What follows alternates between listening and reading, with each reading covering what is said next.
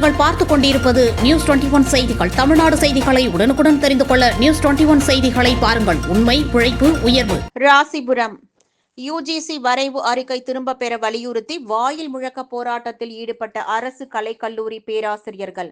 நாகை மாவட்டம் ராசிபுரம் அடுத்து ஆண்டகலூர் கேட் பகுதியில் உள்ள திருவள்ளுவர் அரசு கலைக்கல்லூரி பேராசிரியர்கள் தமிழ்நாடு அரசு கல்லூரி ஆசிரியர் கழகம் சார்பாக யுஜிசி வரைவு அறிக்கை 2025 திரும்ப பெற வலியுறுத்தி 30க்கும் மேற்பட்ட பேராசிரியர்கள் வாயில் முழக்க போராட்டத்தில் ஈடுபட்டனர்.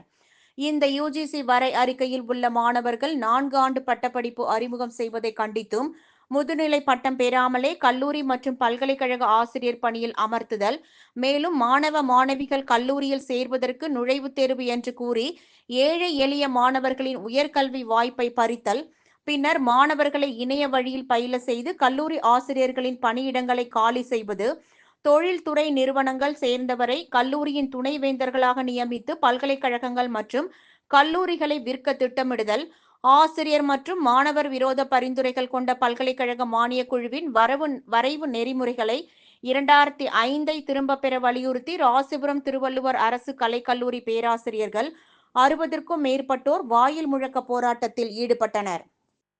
நியூஸ் 21 செய்திகளுக்காக நாமக்கல் மாவட்ட செய்தியாளர் ஸ்ரீனிவாசன்.